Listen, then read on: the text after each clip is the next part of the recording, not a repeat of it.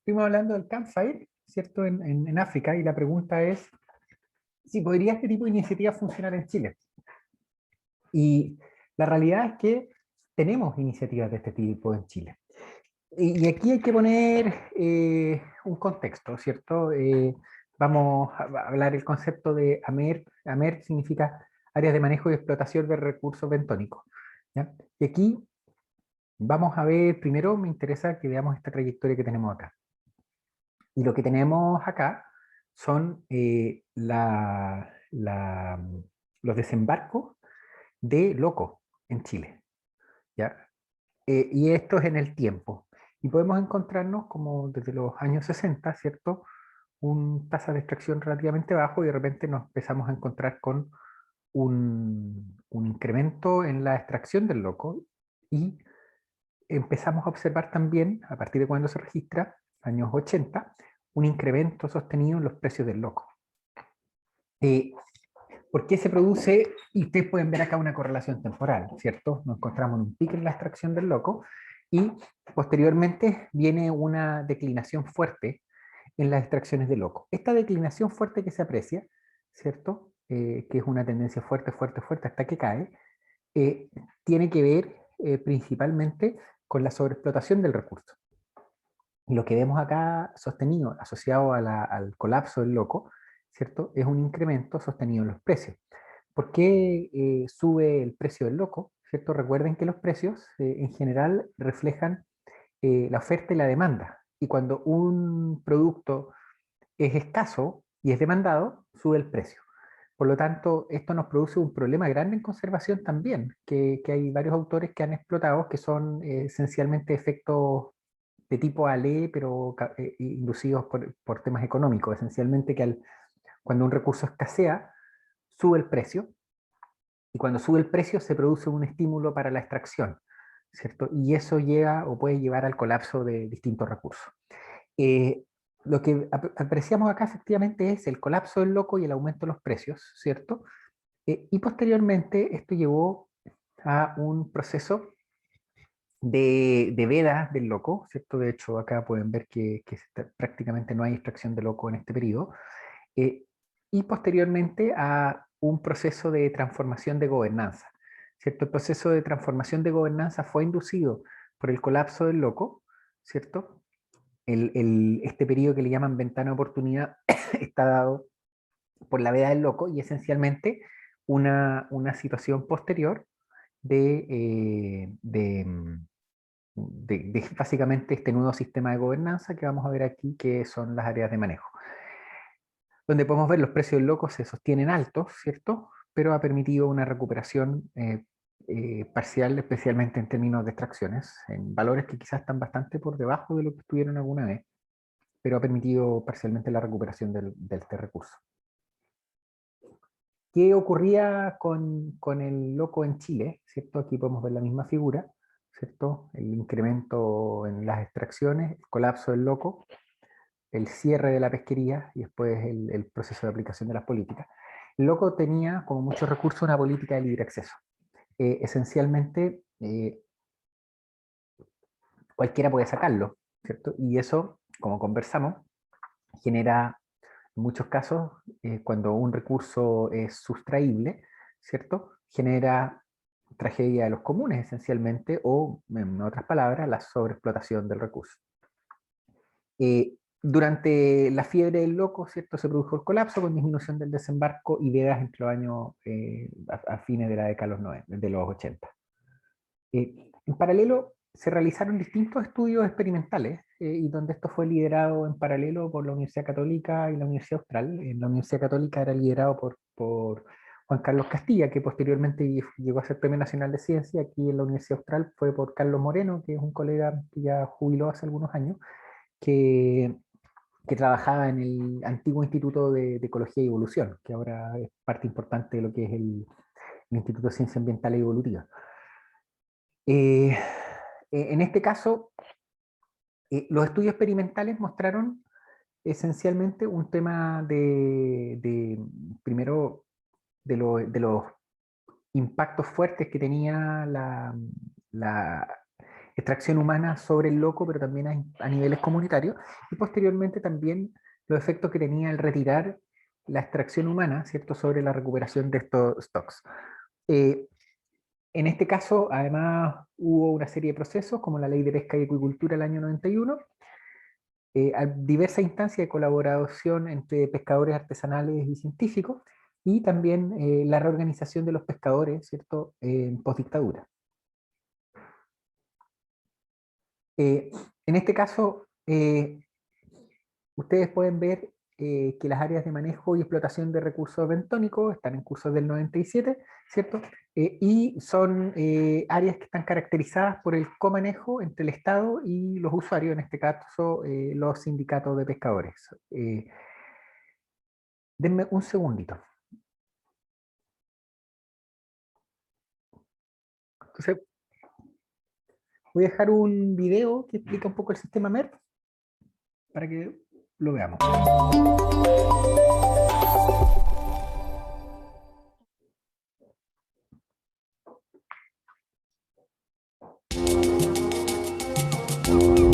Las AMER son zonas específicas del borde costero sobre las cuales se otorga acceso exclusivo a organizaciones de pescadores artesanales para el uso y cuidado de los recursos bentónicos. De ahí viene su nombre, Área de Manejo y Explotación de Recursos Bentónicos. Por recurso bentónico se entiende todo ser vivo invertebrado o alga que se encuentra adherido al suelo marino o enterrado y que es sometido a captura o recolección. Las AMER otorgan derechos de uso exclusivo a las organizaciones de pescadores artesanales legalmente constituidos que las solicitan formalmente, siendo posible que dos o más organizaciones soliciten en conjunto una misma área de manejo. El proceso de implementación de las áreas de manejo se inició en 1997, cuando organizaciones del centro norte de Chile solicitaron y se les asignaron áreas de manejo. El Estado tuvo un rol clave en el proceso y aún lo tiene, ya que ha financiado gran parte de los estudios que se exigen para otorgar y mantener una AMER.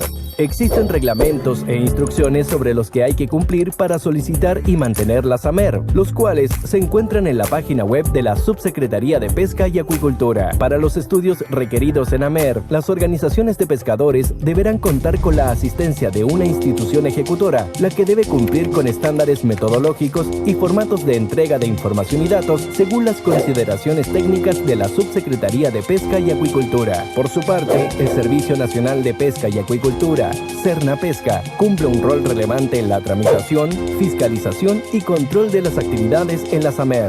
Estas áreas de manejo son importantes porque ayudan a la conservación de los recursos pesqueros bentónicos y a la sostenibilidad de la actividad pesquera. Las AMER no tienen un dueño, como puede suceder con una propiedad privada como una casa, sino que se otorga para la explotación racional y se celebra un convenio de uso con Sernapesca en base a un plan de manejo. Otros particulares que no sean pescadores artesanales organizados no pueden solicitar estas áreas. Es muy importante recordar que las organizaciones de pescadores artesanales titulares de un área de manejo deberán informar al Sernapesca las actividades pesqueras extractivas de recursos bentónicos de acuerdo a las disposiciones establecidas para estos efectos. Las áreas de manejo son modificables en su dimensión, lo que puede suceder si en un inicio dicha área resultó insuficiente para los objetivos de la organización de pescadores que la solicitó. Pero no solo la rentabilidad puede determinar el tamaño del área, también incide el manejo adecuado de los recursos, por lo que queda a la autoridad determinar si procede o no la modificación del tamaño del área. Dictada la resolución que aprueba el proyecto de manejo y explotación, el Sernapesca celebrará un convenio de uso por un periodo máximo de 4 años, renovable, con la o las organizaciones solicitantes, el que constituirá el título de entrega de la respectiva área de manejo y explotación de recursos bentónicos. Los recursos que pueden extraerse desde las AMER son aquellos recursos bentónicos identificados como especies principales y sobre los cuales se ha realizado una evaluación directa y cuyas cuotas de extracción solicitadas en la formulación del plan de manejo para el sector han sido autorizadas por la Subsecretaría de Pesca y Acuicultura. La cantidad de captura de las diversas especies principales estará fijada por una cuota anual, que corresponde a una fracción del número total de especies comerciales presentes en el área, las que son fijadas bajo criterios de conservación y sustentabilidad. Sin embargo, es posible determinar criterios de extracción sobre aquellos recursos bentónicos que sea dificultoso la determinación de cuotas, como ocurre en algas. Los periodos de extracción o recolección se incluirán en el plan de manejo y explotación. Además, en dicho plan se deberá entregar información sobre estado de la población de las especies principales, análisis del desempeño general del área, programa de actividades y cronograma, entre otras informaciones. Para fijar los periodos de extracción se consideran las características reproductivas y las normas vigentes que rigen la explotación de cada uno de los recursos, además de las necesidades económicas de la organización y el precio de mercado. ¿Cómo se puede perder una AMER? El convenio de uso de una AMER se puede revocar por diversos motivos como, siendo los más relevantes, el no cumplimiento de las reglamentaciones vigentes, no respetar vedas, extracción de tallas bajo la mínima legal, por renuncia, entre otras. En los años de funcionamiento de las AMER se ha demostrado su positivo efecto a todo nivel, aunque puede considerarse que está aún en proceso de evolución, por lo que es necesario seguir mejorando el sistema, demostrando ante el mundo que somos pioneros en este tema donde todos crecen y protegen los recursos.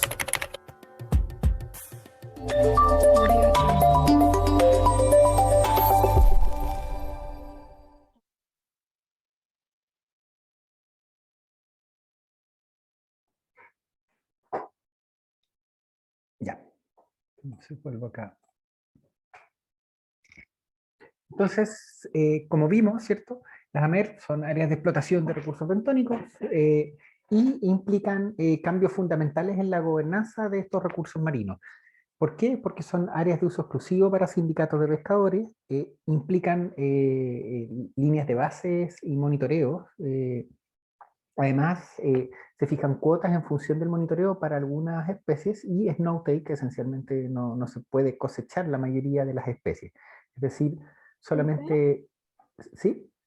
Es que me quedó una duda si los planes de manejo y como ese tipo de gestión para las AMER, ¿a quién quedan a cargo? O sea, ¿quién presenta como, por ejemplo, no sé, como el plan de manejo, la línea base? ¿Queda como a cargo de los pescadores, del mismo sindicato, como que ellos se organizan para hacerlo y presentarlo y eso? ¿O cómo se En hace? general, los planes de manejo acá son, bueno, son planes de pesquería.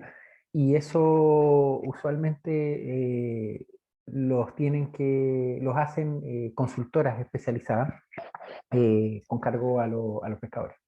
En el fondo, la administración, los costes y los beneficios quedan en general en los pescadores artesanales. Pero, pero lo hacen, ¿cómo se llama? Consultoras. De hecho, acá en Los Ríos hay, chuta, se me fue el nombre de la consultora, pero hay una consultora que hace una fracción bastante alta de los planes de manejo vinculados a FIPASUR. Son como la Federación de Pescadores Artesanales. Así que, pero esencialmente esta línea base y monitoreo en general son muestreos biológicos que se hacen, en el fondo se establecen los stocks y a partir de los stocks, con las informaciones de stocks, ¿cierto? Cernapesca asigna las cuotas.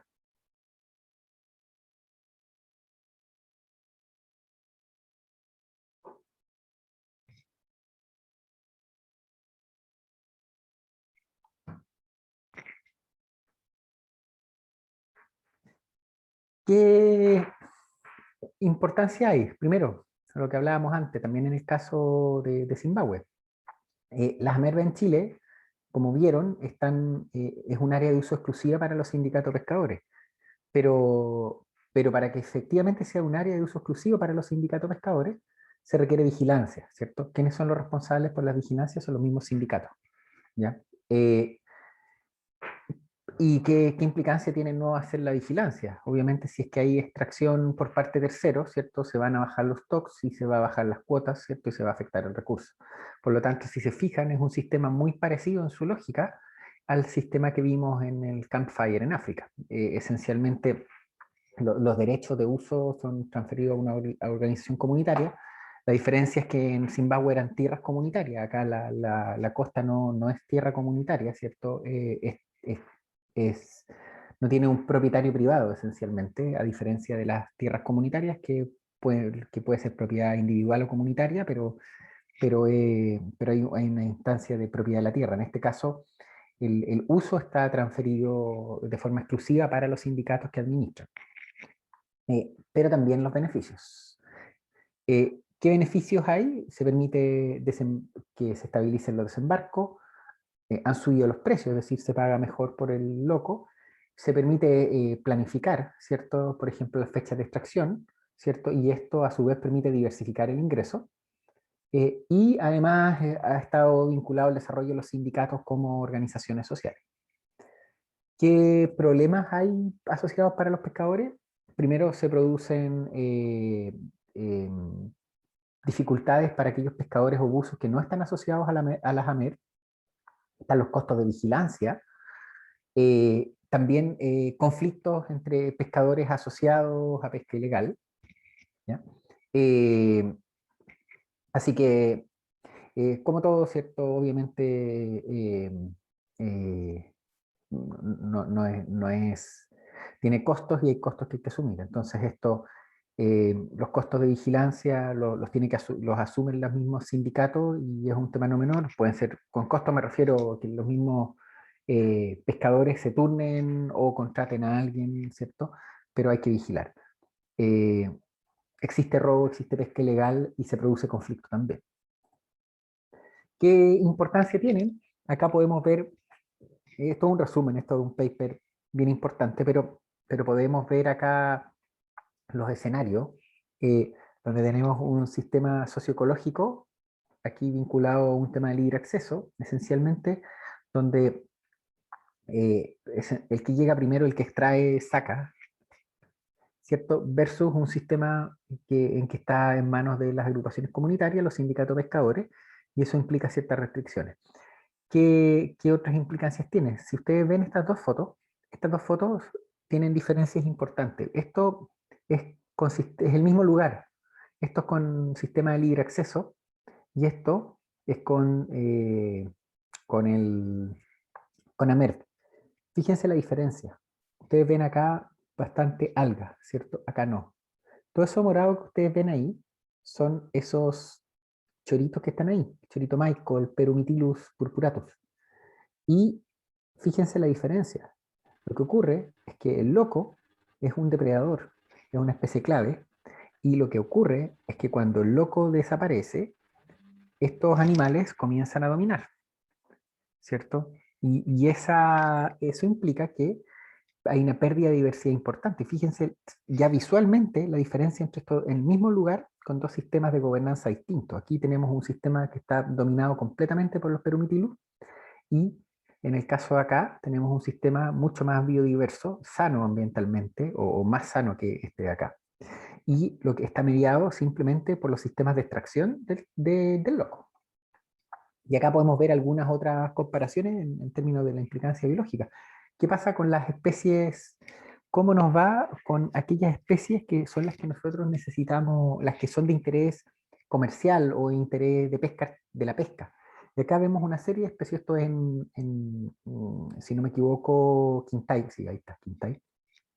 Si comparamos cuál es la abundancia de especies pesqueras en las áreas de manejo y en las áreas de libre acceso. Y si nosotros vemos la situación general es que las abundancias de cada una, excepto una excepción, de las especies en cuestión es más alta, ¿cierto?, en las zonas manejadas.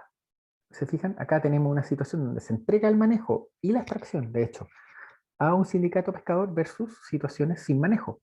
Y nos encontramos con que los erizos, dos especies de lapa, la tercera especie de lapa no, y los locos son todos más abundantes en las áreas de manejo, que paradójicamente son las que tienen, comillas, legalmente se hizo la entrega de la extracción versus zonas que no están reguladas. ¿Y qué pasa con el resto? ¿Cierto? En conservación no nos interesa las especies de interés comercial, pero nos interesan las otras. Y nos podemos hacer esa pregunta. Y nos encontramos que tanto en diversidad como riqueza, ¿cierto? La situación también es más alta en el área de manejo que en las áreas de libre acceso. Entonces vemos que Las especies comerciales son más abundantes en las áreas de manejo y las especies no comerciales, el resto de la biodiversidad también es más alta en las áreas de manejo. Y por último, nos podemos preguntar qué ocurre antes y después de la MER. Y acá sí vemos algunos cambios, y vemos cambios que son en la dirección desafortunada, ¿cierto? Que es que si comparamos el antes y el después de la MER, nos encontramos con que sí se observa en general una disminución de biodiversidad después del establecimiento de las AMER. Y esto acá está estabilizado está presentado en distintos rangos de profundidad, de 0 a 5 metros de profundidad, 6 a 8 y 9 a 12. ¿Ya? Entonces, ¿qué mensaje hay acá? Primero hay dos preguntas distintas. Uno es cuál es el estado que genera, y acá sí se ve o se aprecia, ¿cierto? Habría que ver otros factores también, pero hay factores que indican, que son sugerentes de que hay una disminución de diversidad post-AMER, ¿cierto? Ahora, y eso es parte de la realidad. Y la otra parte es que cómo nos fue en las AMER versus otros sectores, y acá sí se visualiza que las AMER funcionan mejor que los lugares abiertos, ¿cierto? No previenen todos los problemas, los vemos acá, pero funcionan mejor que la alternativa, ¿ya? Entonces están los dos mensajes, ¿cierto? Es un mensaje, y es un mensaje positivo en términos de que tenemos una alternativa de manejo, pero esto nos muestra que la alternativa de manejo tampoco es perfecta, ¿cierto? Y tenemos tendencias. Obviamente hay que tener cautela en estas interpretaciones y en esta igual, en términos de que puede haber otros factores adicionales, ¿cierto? Porque aquí estamos considerando un antes-después, ¿cierto? Que no sean solamente el establecimiento de la MER que puedan inducir estos cambios. Pero obviamente eh, es importante considerar que no necesariamente el establecimiento de una alternativa de manejo va a generar de que esencialmente se reviertan todos los procesos en curso. Entonces, en todo caso, ¿cierto? Con los puntos altos y con los no tanto, ¿cierto? Podemos ver que un sistema como el que vimos de África, de hecho se ha implementado en Chile en el caso del manejo de los recursos pesqueros, ¿cierto? Y es una situación que, eh, sin ser perfecta y teniendo varios aspectos a mejorar, ¿cierto? Es mejor que la alternativa, que es el libre acceso. Entonces, volviendo a la iniciativa integrada de conservación y desarrollo, ¿qué críticas hay desde la conservación? Esencialmente las críticas desde la conservación a esta iniciativa son que a veces los incentivos de desarrollo son poco robustos para fomentar la conservación, y que en muchos casos ha existido dificultad para evaluar efectividad, ¿cierto? Entonces, en ese sentido, hay muchas iniciativas que no está tan clara la efectividad. Las dos que yo mostré son dos de las emblemáticas, la AMER y el Campfire, pero hay muchas otras iniciativas integradas donde no es tan claro si ha tenido efectividad. Y lo otro es que a veces se dificulta financiar proyectos de conservación que no involucran desarrollo. Y también otra crítica es que en esta misma lógica la biodiversidad no necesariamente ha sido prioritaria en la agenda de desarrollo. Entonces eso se perciben como dificultades. Y desde el desarrollo se plantea que existen incentivos poco robustos para fomentar conservación, lo que en este caso implica que hay altos costos de conservación que finalmente se transfieren a la comunidad. Y eso implica que algunas de estas iniciativas son menos, generan una rentabilidad menor a la que podrían generar porque esencialmente los costos de la conservación se han transferido a la comunidad. Otra crítica importante es que las actividades alternativas, por ejemplo, siempre mucho se usa como ejemplo la artesanía, no necesariamente compensa por la pérdida de formas de vida tradicionales. Entonces, y esto es un punto importante, las actividades alternativas que se fomentan tienen que compensar lo que se deja de percibir asociado a las formas de vida tradicionales. Y lo otro que es muy importante es que a veces los beneficios de estos proyectos pueden ser percibidos por actores distintos, ¿cierto? Y esos actores distintos pueden incluir o no también a élites locales, a aquellos que sufren los costos. Entonces, no necesariamente los beneficiarios son los mismos que, o sea, no necesariamente el costo-beneficio está vinculado a las mismas personas. Por ejemplo, si nosotros hablamos de un cambio desde ganadería a turismo, es posible que quienes capitalicen el beneficio del turismo no sean necesariamente las personas que se dedicaban a la ganadería. Por lo tanto, eso, la implicancia que tiene es que los principales costos los van a sufrir ganadero y ganadera, y los principales beneficios los van a percibir aquellas personas que tengan las posibilidades o los recursos para desarrollar el componente turismo. Entonces, estos son temas importantes, porque al final las comunidades también tienen variación interna, ¿ya? Y esto es un tema importante a considerar. Entonces,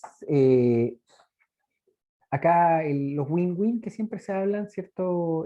Siempre se plantean como ideal, pero la realidad es que existen compromisos, es decir, existen los llamados trade-off, donde se gana en un punto y se pierde en otro.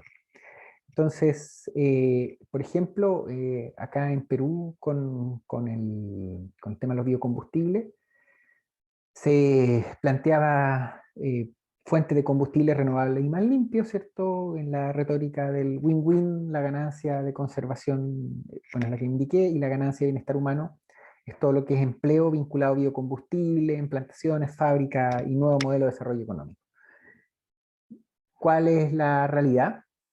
Es que en muchos casos se produjo conversión de bosque a plantaciones de biocombustible, lo que en el fondo se traduce eventualmente en pérdidas por acá. Y en el caso de bienestar humano, ¿cierto? Eh, se produce un aumento de precios de alimentos, escasez de agua e incremento de conflictos asociados a tenencia de tierra. ¿Y por qué podrían aumentar los precios de los alimentos con el biocombustible? Que todo esto también se vio en otras partes. ¿Por qué los biocombustibles podrían afectar el precio de los alimentos? Producir más biocombustible, tener como consecuencia indirecta que la comida sea más cara. Quizás porque también disminuyen las plantaciones como de, no sé, como trigo, hortalizas o algo así. Exactamente. Exactamente. Entonces, claro, obviamente hay una reconversión y esa reconversión implica costos, ¿cierto? Y eso significa que si nosotros tierras agrícolas las reconvertimos a producir combustible, ¿cierto? Va a tener ganancias, ¿cierto? Efectivamente, parte de esto va a ocurrir, ¿ya? Vamos a tener esto también, pero hay tierras que se dedicaban antes a producir trigo, ¿cierto? U otros, que hoy día no se van a dedicar a producir trigo. Y si no se dedican a producir trigo, significa que va a haber menos trigo. Y si hay menos trigo, hay menos harina. Y si hay menos trigo y menos harina, tenemos dos opciones. Lo importamos, asumiendo que el biocombustible no prenda en otro lado, ¿cierto? O es más escaso. En cualquiera de los dos casos, el trigo es más caro, la harina es más cara, el pan es más caro, ¿cierto? Porque el precio, no, el precio no es solamente alguien que fija el precio, los precios en general no se fijan, ¿cierto? Eh, entonces, lo que ocurre es que cuando algo es más escaso, es más caro. Eh, entonces se fijan que la realidad sí es de trade-off. Nunca tenemos estas soluciones en que todos ganan. Siempre hay costos, ¿ya? Y eso es un tema bien importante a tener claro, porque también hay que evaluar no solamente la idealización de qué se va a ganar, sino también de qué costos va a tener. Y en ese sentido, también las reconversiones del uso suelo pueden darse, porque justamente vemos esto, hay un estímulo, etcétera, pero el estímulo también puede traducirse en esta escala o en otras más. O incluso ya dado la globalización de la economía, ¿cierto? Eh, puede un cambio positivo local a veces puede tener su contraparte negativa en otra parte del mundo, ¿ya? En el fondo, un cambio a lo mejor importante de producción en Estados Unidos puede afectarnos a nosotros, porque nos van a importar a nosotros, nos van a subir los precios acá. ¿Se fijan? Eso es parte de la realidad de los trade-offs. Y por último, siempre turismo, naturaleza y ecoturismo se plantea muchas veces como la solución. ¿Por qué? Porque el ecoturismo se percibe como una actividad de bajo impacto, muy dependiente de belleza escénica, biodiversidad, y se asume que al ser dependiente de biodiversidad requiere conservación. Desde el desarrollo, ¿cierto? El ecoturismo se percibe como una actividad con potencial de generar recursos en sectores vulnerables, con menos impacto que actividades alternativas, ¿cierto? Un segundito.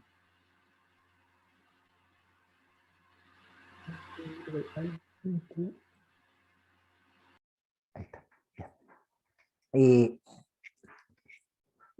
Y por último, se visualiza que a veces el uso no consultivo podría ser más lucrativo que el uso donde se extraen recursos. Ahora, ¿qué es el ecoturismo? ¿Cierto? El ecoturismo corresponde a esencialmente viajes responsables a áreas naturales que conservan medio ambiente, mantienen bienestar de la gente local e involucran interpretación y educación, ¿cierto? El ecoturismo busca minimizar impactos físicos, sociales, conductuales, psicológicos de la actividad, desarrollar conciencia ambiental y cultural, respeto, proporcionar experiencias positivas para visitantes y anfitriones, generar beneficios financieros para la conservación, eh, también para la población local y la industria privada, experiencias interpretativas a los visitantes, diseñar y construir instalaciones bajo impacto, reconocer derechos y creencias espirituales de pueblos originarios, ¿cierto? Si nosotros buscamos, le preguntamos a Google qué es ecoturismo, ¿cierto? En el fondo, para Google todo esto es ecoturismo, ¿cierto? Si vamos en imágenes, ¿cierto? Un turismo amigable, experiencias de naturaleza, se fijan en general de baja intensidad de uso, etcétera, ¿cierto? ¿Qué factores requerimos para que el ecoturismo comunitario pueda contribuir a la conservación? Entre paréntesis, esta ballena, bueno, esa foto la saqué en Estados Unidos, pero hay un grupo de chat y en este momento andan unas ballenas jorobadas en Calfuco, entre paréntesis. Me acordé a propósito de esa ballena jorobada, pero en este momento están diciendo que andan las ballenas jorobadas en Calfuco. ¿Qué elementos tienen que estar? Primero, a nivel de empresa tiene que haber viabilidad económica, ¿cierto? En caso de que no haya viabilidad económica, la actividad desaparece. Segundo, tienen que existir beneficios para las partes interesadas. Las partes interesadas además tienen que tener capacidad de reconocer y también contrarrestar las amenazas a la biodiversidad, y ese es un punto importante, porque en caso contrario, ¿cierto? Va a ser difícil que se genere un impacto de conservación positivo. Y es necesario que exista también liderazgo. ¿Ya? ¿Qué beneficios tiene el ecoturismo para el desarrollo? Ingresos para las comunidades locales. En algunos casos la actividad puede ser más lucrativa que actividades tradicionales. Posibilidad de diversificar ingresos, ¿cierto? ¿Qué crítica? La pregunta es si participan de los beneficios los grupos las personas más necesitadas de los beneficios. Por otro lado, que en muchos casos los beneficios del ecoturismo son muchas veces captados por operadores turísticos, inversionistas, agencias, y también situaciones donde no necesariamente son contratados los servicios locales, ¿ya? Y ese es un tema súper importante en el ecoturismo y también en lo que nosotros necesitamos promover en conservación, que es que los servicios locales, es decir, los servicios que provee la comunidad, ¿cierto?, sean utilizados. En caso contrario, ¿cierto?, estas actividades no van a tener un beneficio local.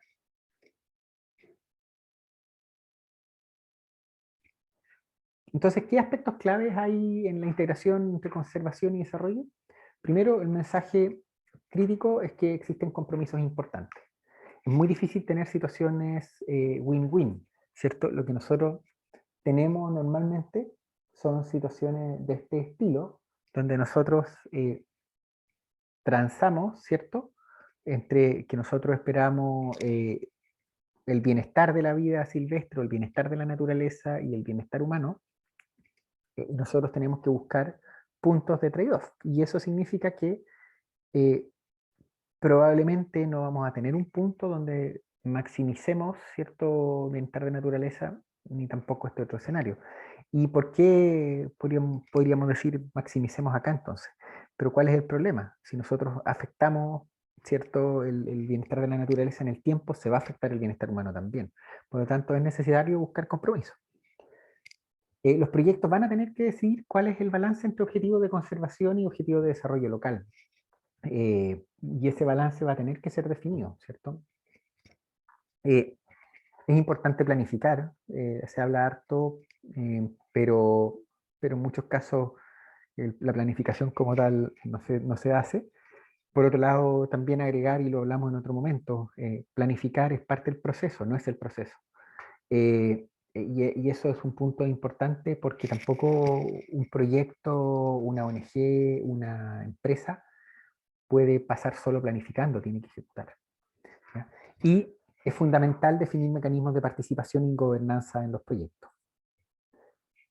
También acá queda el link a esta lectura. Y eso sería.